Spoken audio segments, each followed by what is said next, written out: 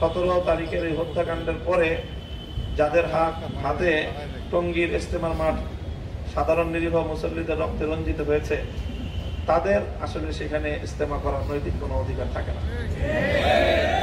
হলো যে তারা তাদের পক্ষের কথা বলবে, এই পক্ষের প্রতিনিধিত্ব কারা করবে সেটা তারা বলে দিবে না। এই পক্ষের প্রতিনিধিত্ব কারা করবে, এই পক্ষ একটা সুশৃঙ্খল পক্ষ, দায়িত্বশীল পক্ষ। এখানে প্রত্যেকে যার যার দায়িত্ব পালন করছেন। এখানে ইনডোর দায়িত্বগুলো পালন করার জন্য ভিন্ন দায়িত্বশীল রয়েছেন। তাদের পক্ষ থেকে প্রতিনিধিত্ব করার জন্য এখানে মিডিয়া এবং সংবাদ মাধ্যমে কথা বলার জন্য, মাঠে কথা বলার জন্য তাদের প্রতিনিধিত্ব কারা করছেন সেটা তারা নির্ধারণ করছেন।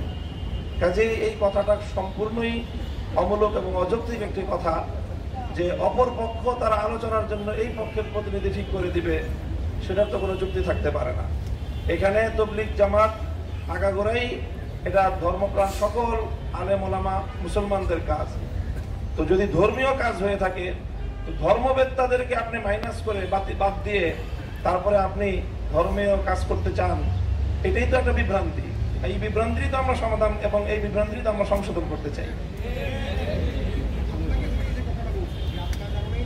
আমার কি কারণে বলেন, আমি কি করেছি?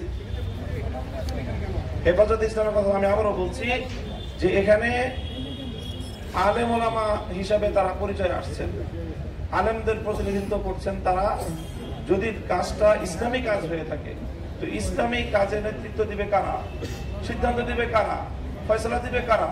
কোরআন সুন্নাহর এলেম যাদের কাছে আছে তারাই তো এই বিষয় মীমাংসা এবং সিদ্ধান্ত দিবে। আমাদের এই পক্ষের তাবলীগের যারা মুরব্বী আছেন তারাও সকলে আলেম, এবং সেই আলেমরাই নির্ধারণ করছেন যে কোন কাজটুকুর প্রতিনিধিত্ব কারা করবে। আর অপর পক্ষে যারা আছে, বাংলাদেশের উল্লেখযোগ্য কোনো আলেমই তাদের সেখানে নেতৃত্বের দায়িত্বে নাই। এই জায়গাটা থেকেই তো তারা বিভ্রান্তির পথে গিয়েছে। আপনারা যে হচ্ছে মীমাংসা এবং আলোচনার কথা বলছেন, এটা কি সাথে আলোচনা করা হয়েছে এবং প্রশাসন এবং সরকার যেহেতু সর্বোচ্চ জায়গা থেকে এই বিষয়টাকে গুরুত্ব দিয়ে মীমাংসার উদ্যোগ নিয়েছে, আমরা সরকারেরও সকল উদ্যোগকে স্বাগত জানিয়েছি। আপনারা সরাসরি কার সাথে যোগাযোগ করছেন? পর্বের ইজতেমা হচ্ছে ইনশাআল্লাহ, সেই বিষয়ে কোনো ধরনের বাধা নেই। তার কার্যক্রমও ইনশাআল্লাহ প্রস্তুতি চলছে এবং আরো পুরোদমে শুরু হয়ে যাবে। দ্বিতীয় পর্বের যে ঘোষণাটা ছিল, সেই ঘোষণার বিষয়ে তো আমাদের 17 ডিসেম্বরের হত্যাকাণ্ডের পরে পরিস্থিতি পাল্টে গেছে। কাজেই 17 তারিখের এই হত্যাকাণ্ডের পরে যাদের হাতে টঙ্গীর ইজতেমার মাঠ সাধারণ নিরীহ মুসল্লিদের রক্তে রঞ্জিত হয়েছে, তাদের আসলে সেখানে ইজতেমা করার নৈতিক কোনো অধিকার থাকে না। তাদেরকে তো আইনগত ব্যবস্থায় যাবেন। আপনি যে হত্যাকাণ্ড ঘটাইছে তাকে আইনগতভাবে আপনি নেবেন, আপনি তাকে ব্যান করতে পারেন না, তো তার ইজতেমাকে ব্যান করতে পারেন না।